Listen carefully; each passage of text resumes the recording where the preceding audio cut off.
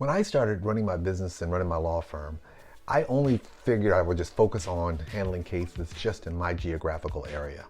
Let me tell you something. The first time I got a call from someone from another state asking me if I could represent them in their state, it shocked the crap out of me.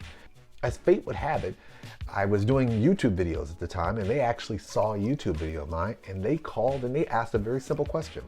Would you be willing, even though I know you're in Florida, to travel to South Carolina to handle my case? When this happened, my wife turned to me, and she was the one who effectively said, why would you turn down someone who is in another state or any state who sees you and wants to use you regardless of the fact that you're here and they're there? And an amazing thing happened. Hey everyone, my name is Reeves, and this is Reeves Point of View. In the know. Good evening, everyone. In the know. Tony Reeves, fire. Following the news in any way, shape, or form.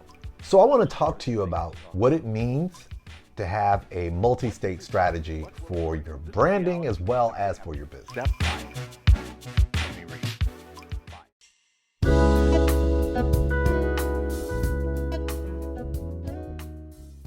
When I first opened my doors as a law firm, at the time, I literally only had my eyes focused on my communities.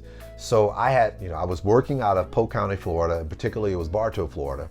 So I thought in my mind, in the grander scheme of things, that the scope of my practice would be limited to either Lakeland, Florida, which was the largest town close by, Bartow, which was the town where my office was located, and then my area where I was at, which was Kissimmee, Florida. So basically those three particular areas.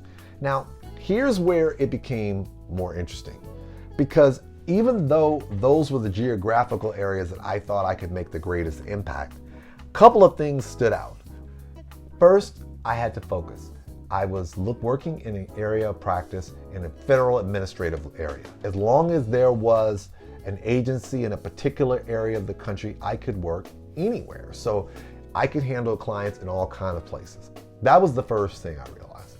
The second thing was that because of the different ways that I was promoting my company and my firm, I was getting exposures to people in areas outside of my geographical area. So I had to learn very early to change my strategy from a local strategy to a multi-state strategy. When I first started promoting my company, I was doing the good old-fashioned normal things. I was handing out business cards. I was trying to get my picture or get my advertisement, connected with other things and so forth that were going on. I had brochures. I was handing them out at events and so forth. I was going to gatherings, just the normal day, like festival, the normal day-to-day things where you have a booth and everything like that.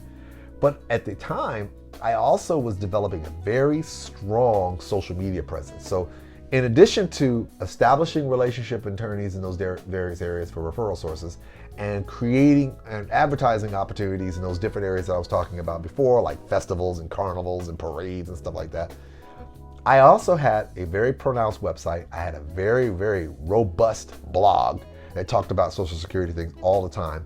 I also had presence on Facebook, YouTube, and I had a blog. And those things I had. But the fascinating part was I didn't think any of those things would generate me any cases. So I didn't really worry about those things. But what was happening was slowly but surely I was getting a lot of people reaching out to me on those platforms. What does that mean for you in terms of strategy? Well, what that means for you is that when you're looking at your company for whatever services you provide or whatever products you provide, don't just look at it from a limited standpoint of what you can do from the community around you.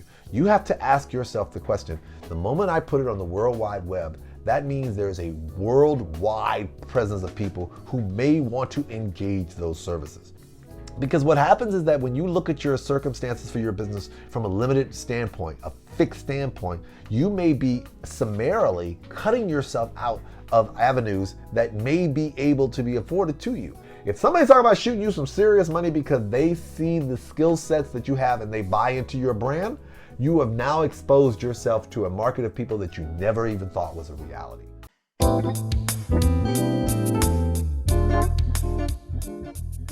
So when you're looking at those numbers in your Google Analytics for your websites and for your social media accounts, don't discount the fact that you have something that you have that resonates with those people.